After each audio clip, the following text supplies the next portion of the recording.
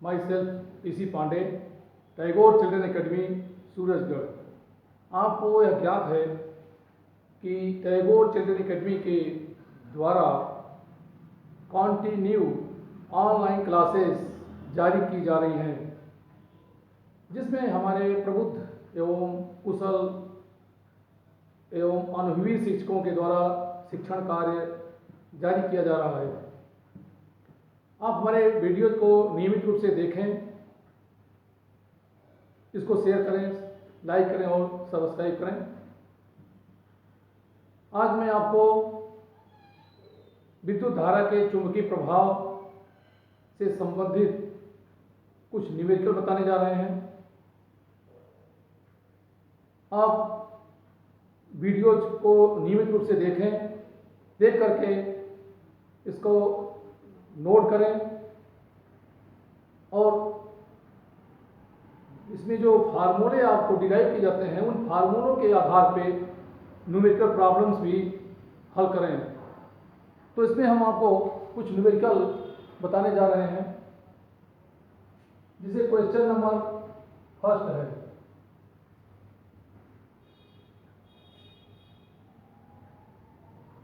एक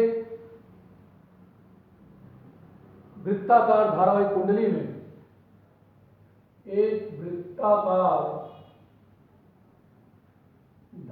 कुंडली में धारावाही कुंडली में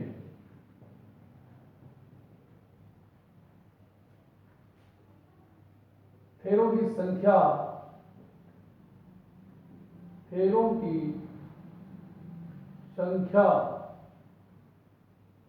100 है।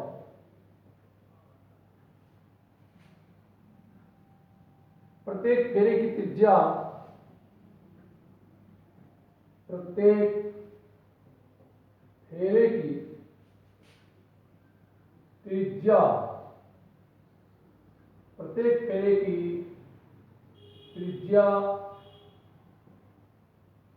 1.0 सेंटीमीटर है तथा इनमें प्रवाहित धारा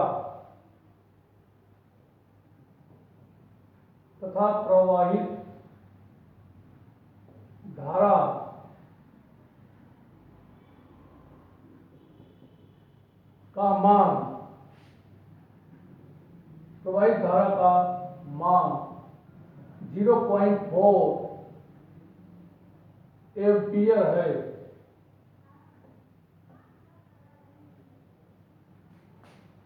तो कुंडली के केंद्र पर चुंबकीय क्षेत्र तीव्रता की गणना कीजिए।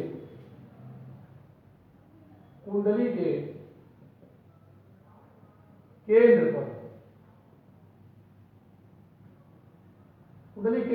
पर चुंबकीय क्षेत्र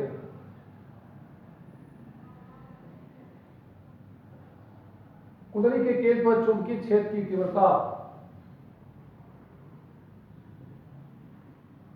की गणना कीजिए।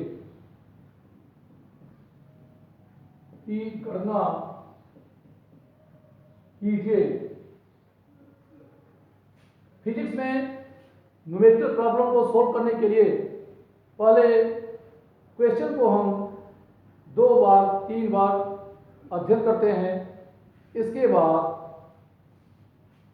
उसमें दिए हुए भौतिक राशियों को नोट करते हैं।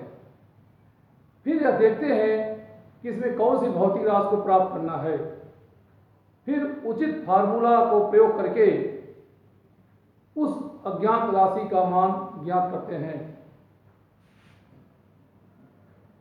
तो इसके सॉल्यूशन में देखते हैं, यहाँ वृत्ताकार धारावाही कुंडली में फेरों की संख्या 100 है। तो फेरों की संख्या 100 हो गया, यानी इसे 10⁻2 लिखते हैं। प्रत्येक फेरे की त्रिज्या 8 सेंटीमीटर है। तो कुंडली की त्रिज्या 8 सेंटीमीटर है, 8 सेंटीमीटर। तो सबसे पहले सेंटीमीटर को हम मीटर में कन्वर्ट करते हैं, क्योंकि फिजिक्स के न्यूमेरिकल प्रॉब्लम को सॉल्व करने के लिए MKS प्रणाली प्रयोग करते हैं। तो सेंटीमीटर को पहले मीटर में कन्वर्ट करेंगे। तो 8 सेंटीमीटर इक्वल हो जाएगा 8 इंटू 10⁻² मीटर, क्योंकि 1 सेंटीमीटर 1 मीटर का 100वां भाग है, तो इसे हम 10⁻² मीटर लिखते हैं। अब इसमें देखते हैं कि प्रत्येक फेरे की त्रिज्या 8 सेंटीमीटर है तथा इनमें प्रवाहित धारा 0.4 एम्पियर है। इनमें से जो धारा प्रवाहित हो रही है उसकी वैल्यू 0.4 एम्पियर है, या इसको लिख सकते हैं 4 इंटू 10⁻1 एम्पियर। तो इस तरह देखते हैं कि इस कुंडली में फेरों की संख्या, कुंडली की त्रिज्या और इस कुंडली में प्रवाहित धारा का मान दिया है, और हमें कुंडली के केंद्र पर चुंबकीय क्षेत्र की तीव्रता ज्ञात करनी है। तो यह जानते हैं कि कुंडली के केंद्र पर चुंबकीय क्षेत्र की तीव्रता B = μ0 Ni/2R होता है। तो इसमें हम वैल्यू रखते हैं। μ0 यहाँ पर वायुयान निर्वात की चुंबकशीलता है, जिसकी वैल्यू 4 पाई इंटू 10⁻⁷ और m फेरों की संख्या है, जिसकी वैल्यू यहाँ दिया हुआ है 10⁻²। I इसमें प्रवाहित धारा है, जिसकी वैल्यू 4 इंटू 10⁻1 एम्पियर है। तो इसका μ0 m और I को रखते हैं, और नीचे इसमें इसकी जो त्रिज्या है 8 सेंटीमीटर है, तो 8 इंटू 10⁻²। तो इसमें m, I, R और म्यू की वैल्यू रखते हैं। तो μ0 की वैल्यू हो गया 4 पाई इंटू 10⁻⁷, n की वैल्यू 10⁻2 और करंट I की वैल्यू 4 इंटू 10⁻1 एम्पियर, R की वैल्यू 8 इंटू 10⁻² मीटर है। अब यहाँ से इसको हम कैंसिल कर लेते हैं। 4 से कैंसिल किए 8 को, फिर यहाँ से 4 से 4 कैंसिल हो जाएगा,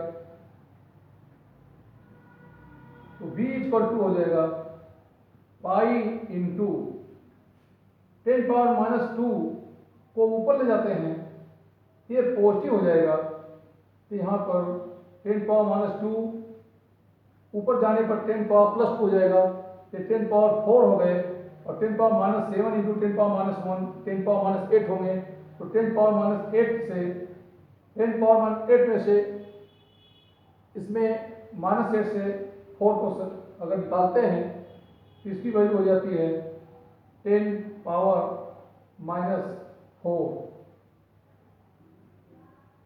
तो B की वैल्यू, पाई की वैल्यू होती है 3.14 इंटू 10⁻4 टेस्ला। तो इस तरह कुंडली के केंद्र पर चुंबकीय क्षेत्र तीव्रता का मान 3.14 इंटू 10⁻4 टेस्ला प्राप्त होता है।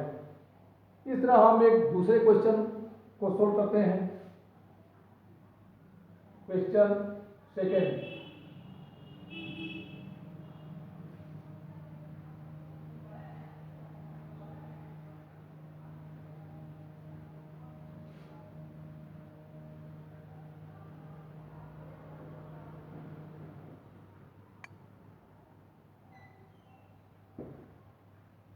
क्वेश्चन सेकेंड,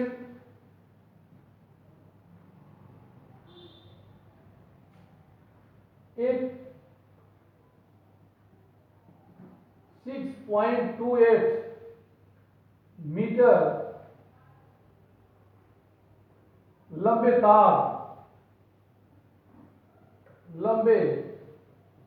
तार को 0.1 मीटर त्रिज्या के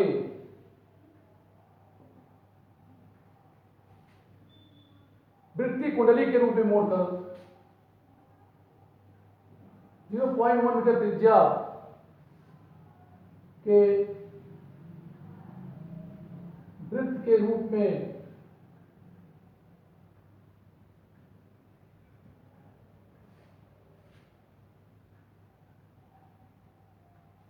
कुंडली का निर्माण करते हैं।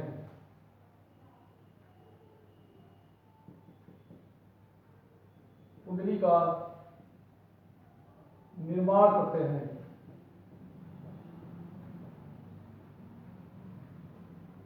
यदि इसमें प्रवाहित धारा, यदि इसमें प्रवाहित धारा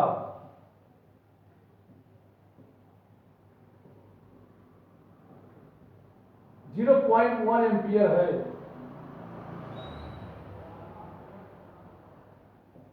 तो इसके केंद्र पर, इसके केंद्र पर चुंबकीय क्षेत्र का मान ज्ञात कीजिए।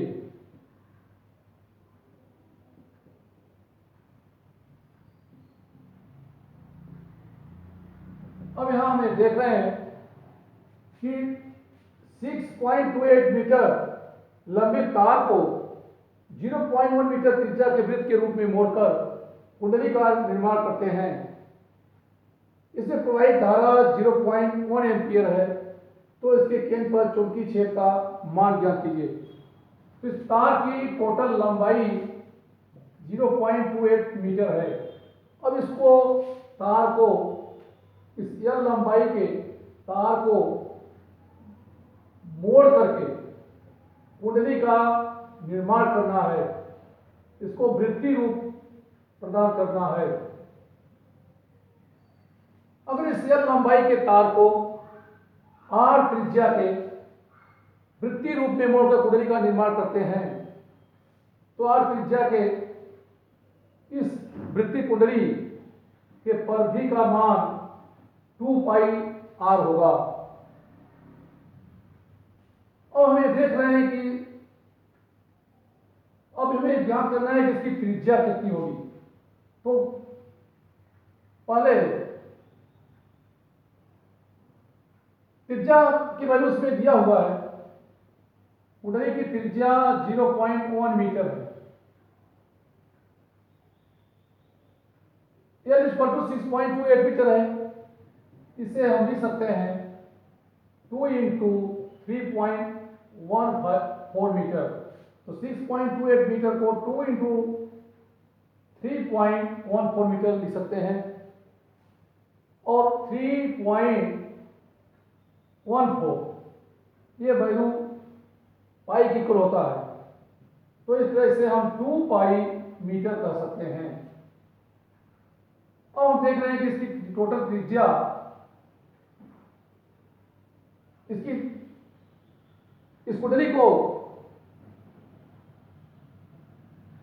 जब हम वृत्तीय रूप में यूज करते हैं तो इसकी त्रिज्या 0.1 मीटर है, अर्थात इस 2 पाई मीटर लंबे तार को मोड़ करके 0.1 मीटर त्रिज्या की कुंडली के रूप में प्राप्त करना है। तो यहां पर अब हमें ये देखना है कि टोटल अगर इसमें n फेरे होते हैं तो एक फेरे की लंबाई 2 पाई R होगी।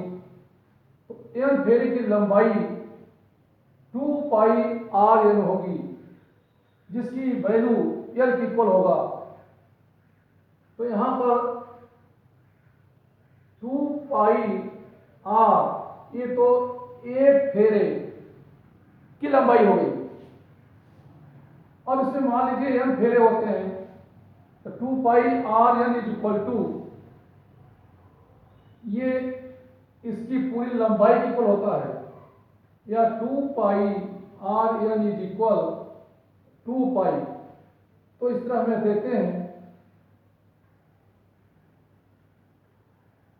कि 2 पाई से 2 पाई कैंसिल होता है, तो n = 1/r प्राप्त होगा। और यहाँ n इसमें कुल फेरों की संख्या है, और इसकी त्रिज्या 0.1 मीटर है, तो a = हो जाएगा 10।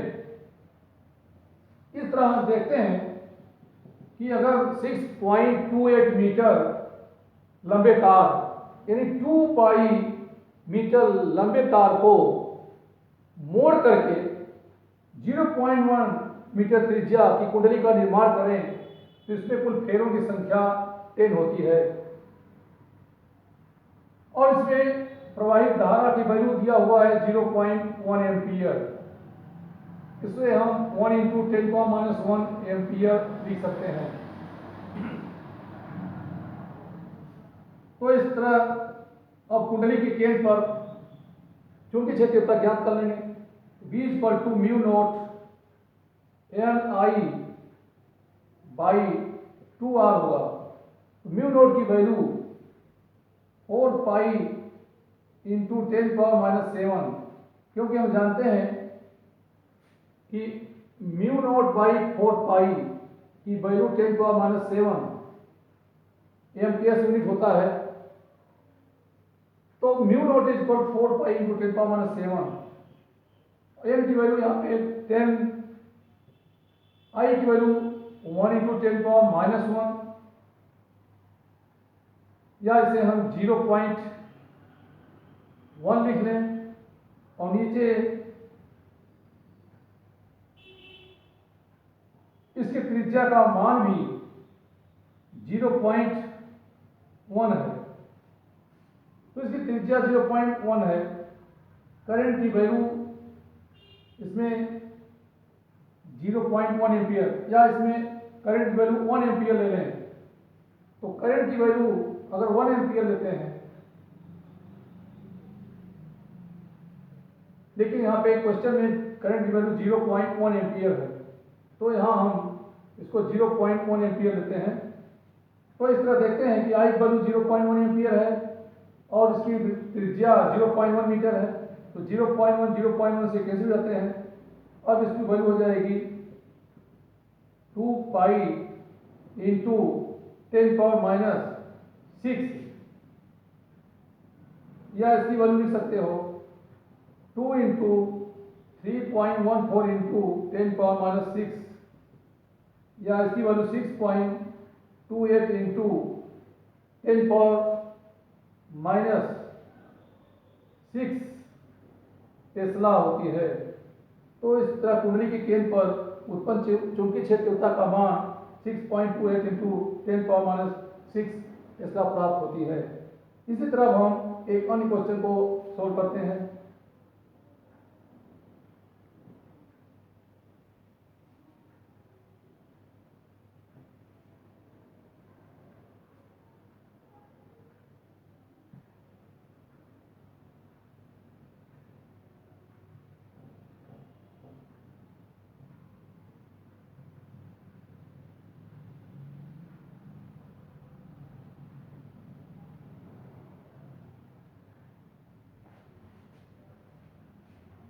क्वेश्चन थर्ड,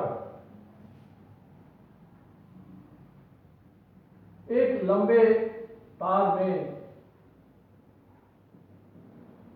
एक लंबे तार में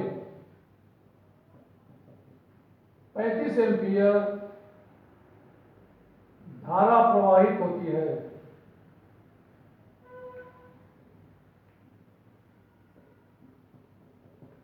एक लंबे तार में 35 एम्पियर धारा प्रवाहित होती है।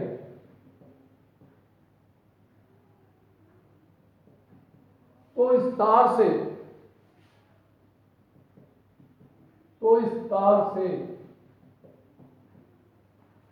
20 सेंटीमीटर दूरी पर 20 सेंटीमीटर दूरी पर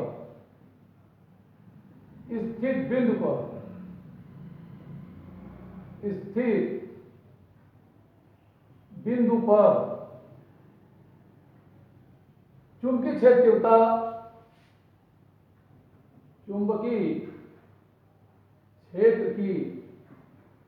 तीव्रता की गणना कीजिए। चुंबकीय क्षेत्र की तीव्रता की गणना कीजिए।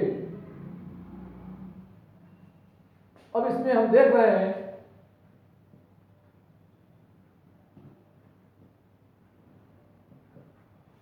यहां तार की लंबाई 35, तार में प्रवाहित धारा 35 एम्पियर है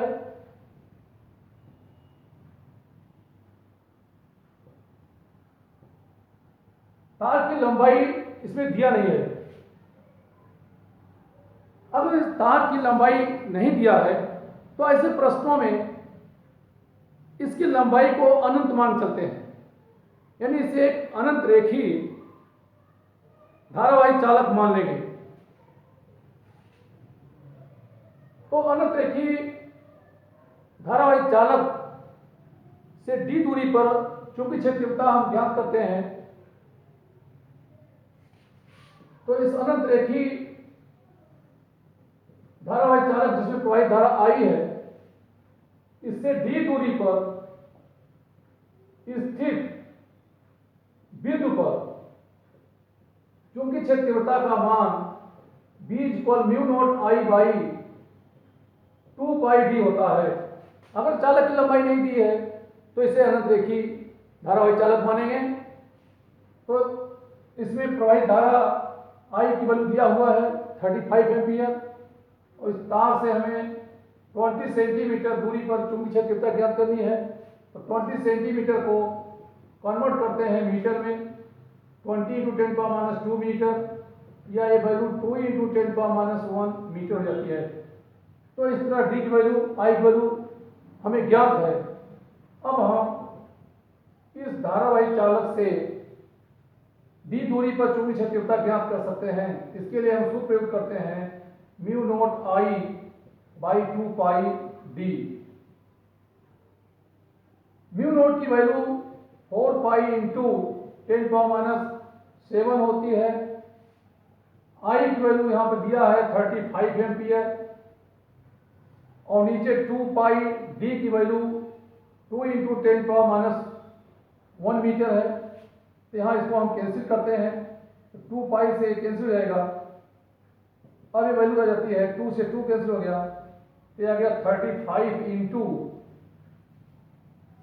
10⁻1 को ऊपर ले जाते हैं, ये पॉजिटिव हो जाएगा। इसकी वैल्यू 35 × 10⁻6 टेस्ला या 3.5 × 10⁻5 टेस्ला होगी। तो इस तरह से इस लंबे धारावाही चालक के कारण इससे d दूरी पर चुंबकीय क्षेत्र तीव्रता का मान इस सूत्र से ज्ञात कर लेते हैं।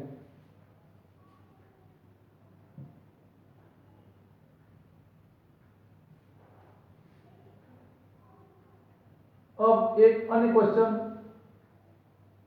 के बारे में अध्ययन करते हैं।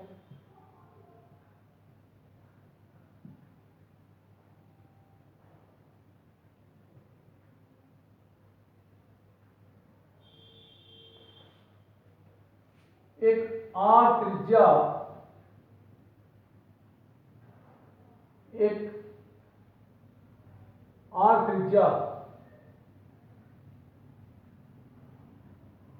वाली वृत्ताकार धारावाही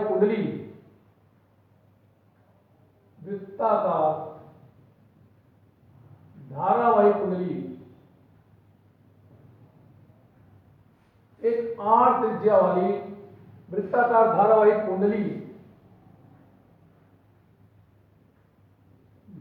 कुंडली के अक्ष पर कितनी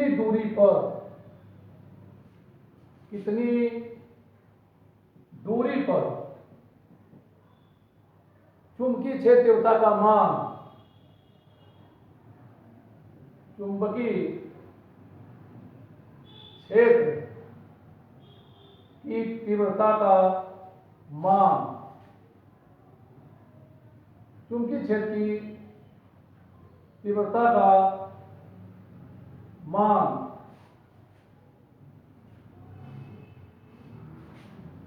इसके केंद्र पर चुंबकीय क्षेत्र तीव्रता का इसके केंद्र पर चुंबकीय क्षेत्र की तीव्रता इसके केंद्र पर चुंबकीय क्षेत्र की तीव्रता के मान का 27वां भाग होगा।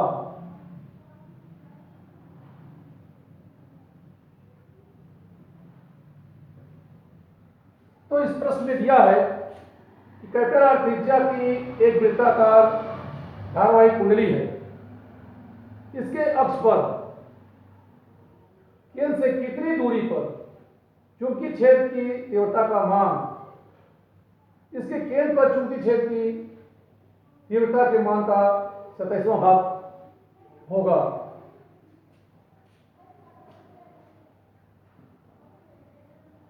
तो सबसे पहले हम देखते हैं कि आर त्रिज्या की कुंडली के केंद्र पर चुंबकीय क्षेत्र तीव्रता का मान,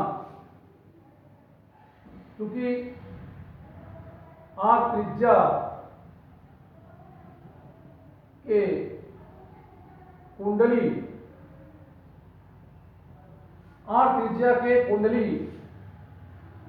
के केंद्र पर चुंबकीय क्षेत्र,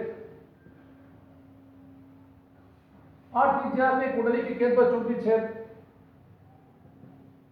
B की value mu naught Ni by 2r होगा। इसी प्रकार आर त्रिज्या की कुंडली के अक्ष पर तथा आर त्रिज्या के कुंडली के अक्ष पर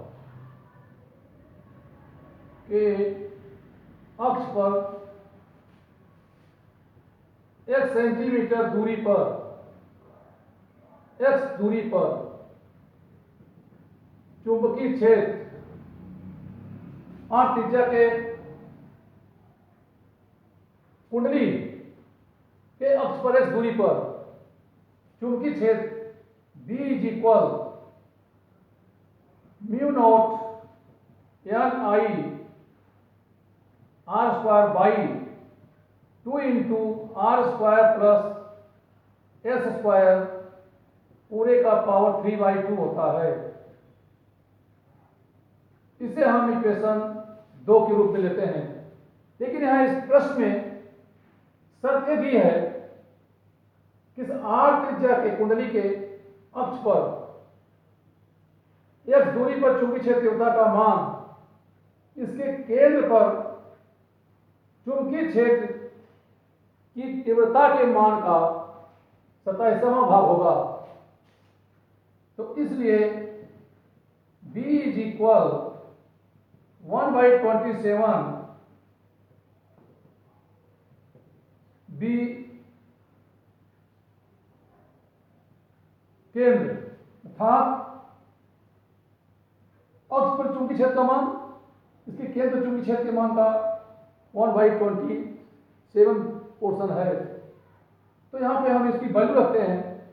B की वैल्यू रखेंगे समीकरण 1 और 2 की सहायता से। तो समीकरण 1 व 2 की सहायता से, यानी भी समीकरण 1 और 2 की वैल्यू रखते हैं। तो B के स्थान लिखेंगे mu naught Ni R square, mu naught Ni R square by 2 into R square plus X square raise to power 3/2 is equal mu naught Ni by 2r।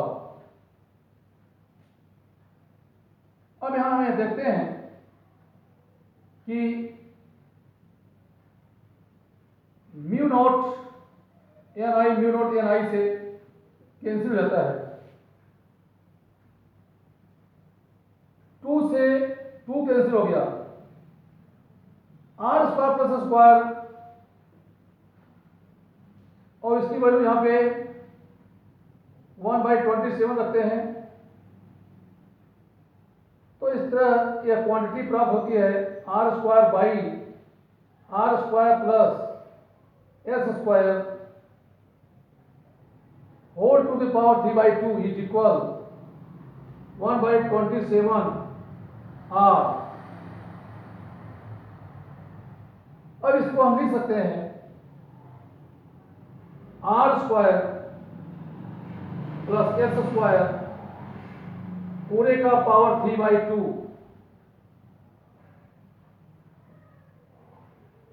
r² plus s² पूरे का power 3/2 is equal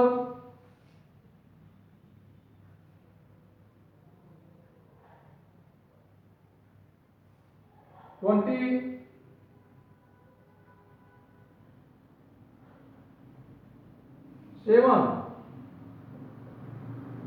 r³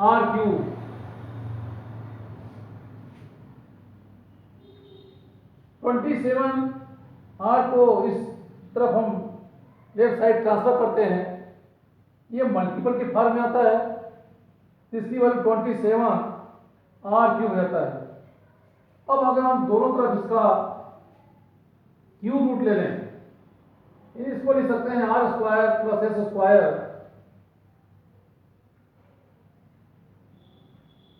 पूरे का cube, और इस matter को लिख सकते हैं 3r पूरे का क्यूब। तो दोनों साइड क्यूब रूट लेने पर यह वैल्यू प्राप्त होती है r² plus s² power 1/2 equal 3r। तो इसकी वैल्यू यहां पर हम फिर लिखेंगे r² प्लस s²। अब इसका दोनों तरफ अगर वर्क करते हैं तो दोनों तरफ वर्क करने पर r² plus s² is equal 9i² हो जाता है, 9r²।